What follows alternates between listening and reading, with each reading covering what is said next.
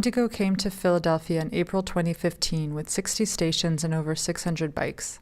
As one of 75 bike share programs in the country, each city faces distinct challenges in bringing bike education, safety, and awareness to its diverse communities. Our program is focused very heavily on making sure that it's an accessible system to folks.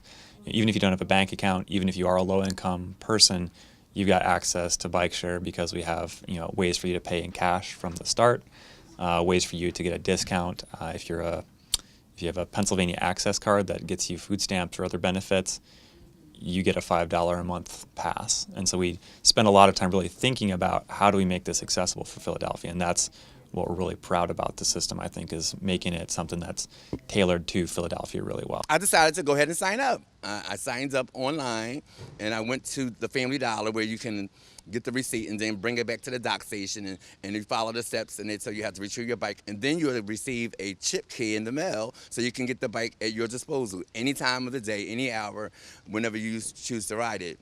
Indego works with a network of nonprofit organizations and city agencies to promote cycling in Philadelphia. The bike share system here is for everyone, and so we help with getting new bike lanes and bike infrastructure and advocacy, and my team in particular works a lot on biking education outreach in the community. We want to make sure that people feel comfortable biking. So sometimes you just need that extra, that extra bit of a lesson or a class or someone coming out and saying, hearing do you want to ride bikes? What are some of your issues around it? What can we do? What services can we provide to help you feel more comfortable?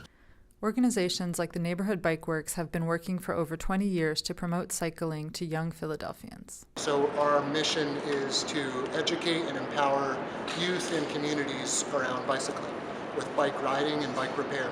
And it's really important to us that we're making bicycling and the bike industry more accessible to people who haven't traditionally had a lot of access to the bike industry. Given Philadelphia's long history with bike culture, some wonder how Indego has impacted existing cycle shops. We asked Monica Pasquinelli, co-owner of Firehouse and Wolf Cycles, about the changes she has seen. I think bike share gives people an opportunity to try out cycling if they were a little bit nervous about biking, commuting on bike.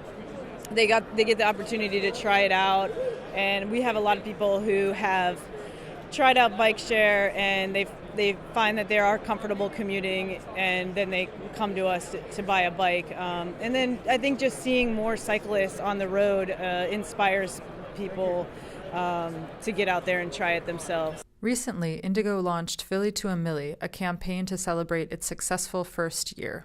So starting November 1st, anybody that rode Indego bikes during that time was entered kind of in a lottery to have, and the prize for winning the lottery was getting a station named after you.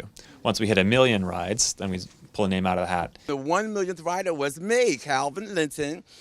So far, I got a press release, which the article was awesome, a photo shoot, which was phenomenal, and now I'm doing a live interview with Philly Cam. We're going to name the station that's at 39th and Mount Vernon Calvin Linton Station. So the name of the station will be Calvin, in parentheses, Kowski Blue, Linton, and it's going to be a decal up on the wall, and I can't wait.